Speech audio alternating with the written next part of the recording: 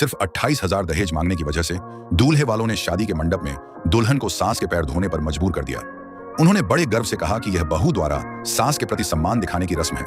दुल्हन ने सास से बहस नहीं की और अपने होने वाले पति की तरफ मदद के लिए देखा, लेकिन उसने भी मां का पक्ष लेते हुए कहा कि मां ने उसे पालने में बहुत मेहनत की है, इसलिए बस एक बार पैर धो दो और रस्म पूरी कर लो। तभी लड़की के पिता आगे आए और बोले कि उनकी बेटी वहां बहू बनकर जा रही है, नौकरानी बनकर नहीं। लेकिन दूल्हे की बहन तुरंत बोली कि शादी से पहले ही भाभी सास की इज्जत नहीं कर रही। फिर उसने रिश्तेदारों के सामने माहौल ऐसा बना दिया कि सब लोग दुल्हन पर दबाव डालने लगे। आखिरकार लड़की टूट गई और धीरे धीरे झुककर सास के पैर धोने लगी।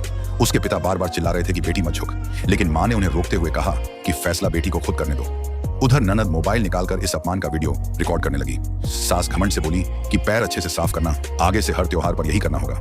तभी अचानक दुल्हन का गुस्सा फूट पड़ा। वह जोर से बोली, मजा आ रहा है, अगली बार बड़ा टब लाऊंगी और उबलता पानी डालूंगी, रोज तुम्हारा यही हाल करूंगी।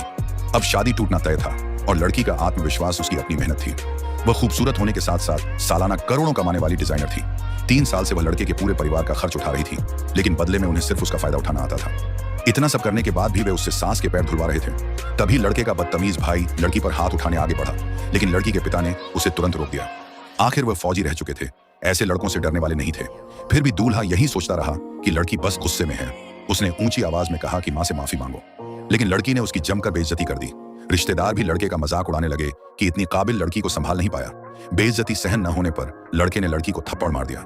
बस फिर क्या था, लड़की के पिता ने तुरंत जोरदार मुक्का मारा और लड़का वहीं लड़खड़ा गया, क्योंकि पिता ने जिंदगी में कभी अपनी बेटी पर हाथ नहीं उठाया था और अब कोई बाहरी आदमी उसे मार रहा था।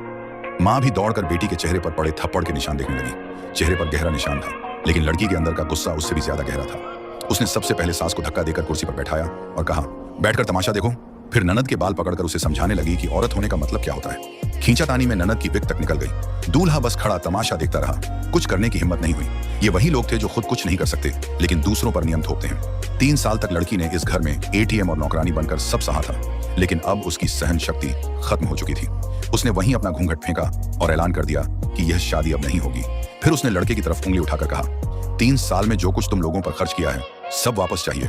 लेकिन लड़का अब भी अकड़ में बोला कि बाद में पछताना मत। सास भी बोली, अच्छा हुआ छुटकारा मिला, ऐसी झगड़ालू बहू का क्या करना, अपने बेटे के लिए इससे छोटी, जवान और ज्यादा बच्चे पैदा करने वाली लड़की ले आएंगे। ननद भी बोली, तलाकशुदा औरत को कौन अपनाएगा।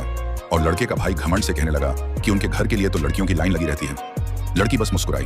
फिर उसने शादी में मिले सारे शगुन और पैसे लोगों को वापस लौटाने शुरू कर दिए। लेकिन सास चाहती थी कि शादी टूट जाए तो टूट जाए, पैसे उनके पास ही रहें। उन्होंने रिश्तेदारों को पैसे छीनने के लिए उकसाना शुरू कर दिया। देखते ही देखते दोनों परिवार आमने सामने खड़े हो गए। अब लड़की के पास कहने को कुछ नहीं बचा था। उसने शराब की बोतल उठाई, फोड़ दी और सबको चेतावनी दी, जो भी आगे बढ़ा उसे यही मारूंगी। फिर उसने लाइव वीडियो चालू कर दिया ताकि सबकी असलियत रिकॉर्ड हो जाए। इतना होते ही लड़के वालों की सारी अकड़ निकल गई। लड़की ने सबके सामने शादी का प्रमाण पत्र फाड़ दिया और कहा कि वह सिर्फ रिश्ता नहीं तोड़ेगी, बल्कि अपना सब कुछ वापस लेकर रहेगी। घर पहुंचते ही सास गुस्से में लड़की को कोसने लगी, लेकिन थोड़ी देर बाद अचानक खुश हो गई, क्योंकि नया फ्लैट लड़की ने खरीदा था और अब वे उसे कब्जाने का सपना देख रहे थे। लेकिन अगले ही दिन लड़की उनके घर पहुंच गई। लड़के वालों को लगा कि वह माफी मांगने आई है।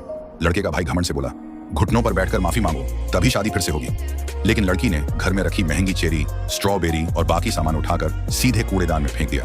पूरा परिवार चिल्लाने लगा कि वह ड्रामा कर रही है।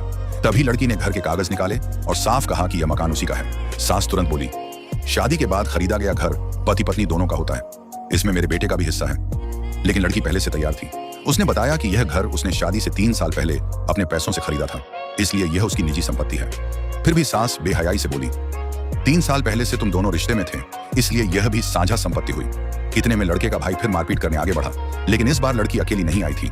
उसके साथ एक ऐसा वकील था जो कानून भी जानता था और जरूरत पड़ने पर जवाब देना भी। वकील ने साफ कहा कि जिसने हाथ उठाया वह सीधे जेल जाएगा। अब सास ने नया ड्रामा शुरू किया। वह जमीन पर बैठकर रोने लगी और बोली कि वह यह घर छोड़कर कहीं नहीं जाएगी। ननद और देवर भी वहीं बैठ गए और जबरदस्ती कब्जा जमाने लगे। अब लड़की का सब्र टूट चुका था। उसने वकील से कहा, मोबाइल निकालो और वीडियो रिकॉर्ड करो, अब मैं इन्हें असली जवाब दूंगी।